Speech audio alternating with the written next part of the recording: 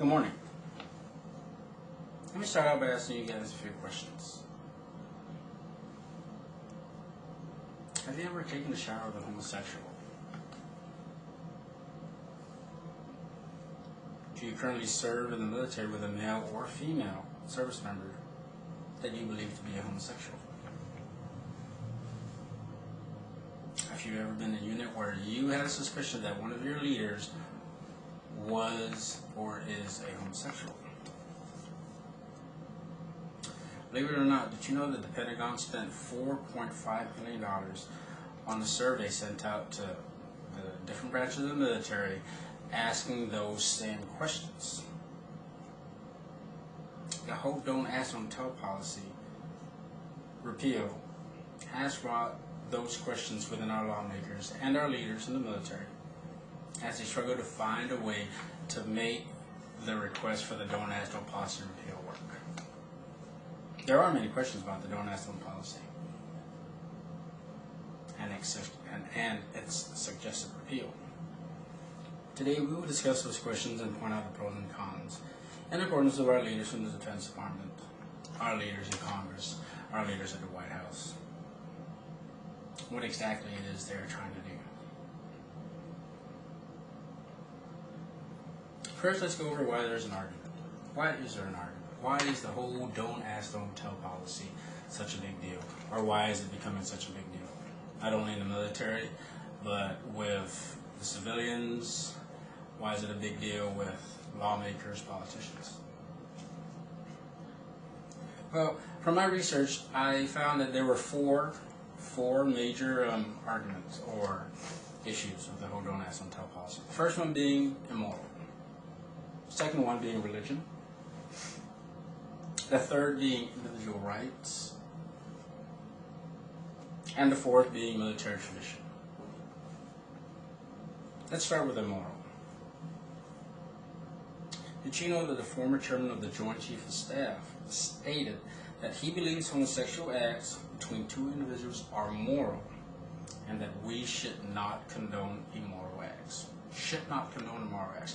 Now this is coming from the former chairman of the Joint Chiefs of Staff.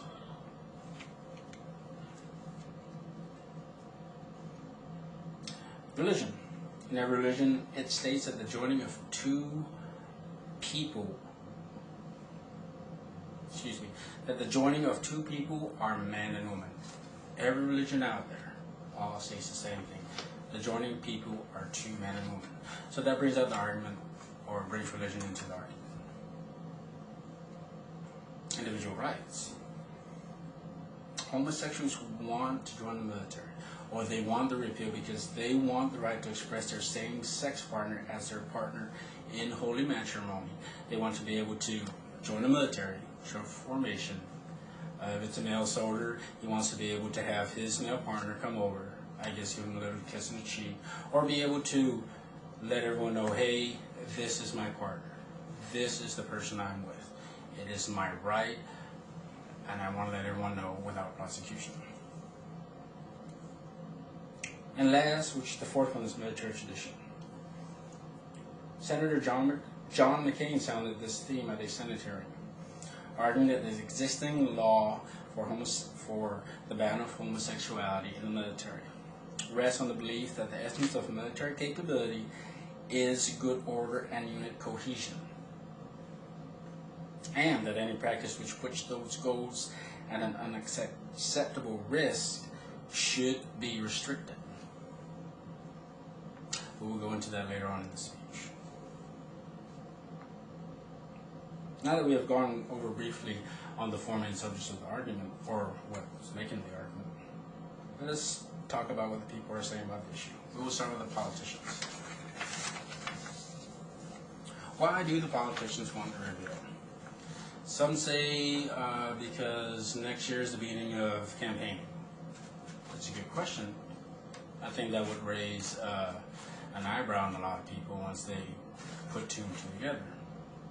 And there are some politicians that say, no, it's not because of that, it's because it's the right thing to do. President Obama stated that the legislation will help make our armed forces even stronger and more inclusive by allowing gay and lesbian soldiers to serve honestly and with integrity in our armed forces. The House majority voters stated that they supported the request for repeal and held it as a matter of basic fairness and civil rights. They're making it a civil rights issue. Now let's go over why some politicians are not in favor of the repeal. Again, Senator McCain stated, "I think it's really going to be really harmful to the morale and battle effectiveness of our military." Now we'll go over to the civilian side, and also to the people that I guess want this repeal, which are the homosexuals. Why are homosexuals arguing to do away with the policy? According to the article in the Moderate Voice, it is about equal rights. That is about a cornerstone of American democracy and the American way of life, as well as about patriotism, about men and women who want to be treated fairly, to be respected for who they are, and to serve alongside their fellow citizens in protecting America, men and women who are prepared to risk their lives for the sake of their country. They also say that it denies them of their individual rights, which I'll name a few: the individual right to employment, housing, official recognition of their life partner, denial of the college fund that the United States military provides, and it denies them the chance and honor to serve their country. Now let's go over what some of the soldiers are saying. I will just touch on a few statements I found in my research. Number one, it will be a distraction and the timing is wrong with the two current wars going on. The timing is wrong. Number two, a lot of soldiers don't have a problem with it. But they are saying that it will depend on how the policy is implemented.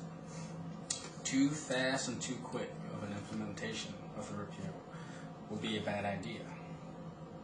It looks like the politician timing is the right time for them to start campaigning, which means empty promises for their own personal, professional, and political gain. Some soldiers claim that they are already serving side by side with other soldiers who they know are gay and that it does not interfere with their duties. Some soldiers are concerned that with the close quarters issue, when if the don't ask policy should be officially repealed, they fear taking showers with gay soldiers, wondering if they're checking you out, or literally taking their time in the shower room so they can see other soldiers of the same sex naked. It's like a guy taking a shower in a female locker room. Basically, uncomfortable that that person is there. And as soon as the ban is lifted, some soldiers are saying that as soon as the ban is lifted, then soldiers will always be looking over their shoulder, checking to see if some other soldiers are just staring at them. Like I said earlier, checking them out. Let's go over what's being done in the military to prepare soldiers for, I guess, the repeal that does happen. The United States military has established official training throughout the ranks. They're ensuring leaders train soldiers to better understand the change. They continue to train soldiers regardless of sexual orientation, with the same standard that the military has always trained by. Now, in conclusion, we have just briefly gone over the issues with the repeal. With the inevitable change to this policy rises many questions that our leaders and politicians will have to address in order to make this an effective change. The first being the historical discipline and values of the military. With the policy, will the policy change our discipline? And how to implement the policy without jeopardizing the effectiveness of the United States of America's fighting force? And are the politicians really aware of what they are trying to change? The gays argue that it is for their equal rights that they are fighting for. An unknown soldier is quoted in USnews.com as saying, "They forget that for a soldier in the military, certain individual and so-called equal rights, civil rights, are signed away at the same time they sign their names on the dotted line to serve their country. Many of those individual rights that civilians have are suspended from soldiers for the simple fact that those rights must not be present in order for the military to operate the way it does. Some say that change is good, and the repeal will be for the betterment of the military, and will bring a lot of highly qualified, trusted, and capable soldiers into the military. Yet there are some that say any type of interruption in the discipline of the military would cause a division within the ranks.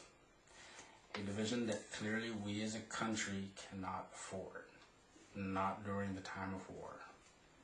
So long as the discipline is not interrupted, then there should be a minimal effect within our ranks. Should be a minimal effect.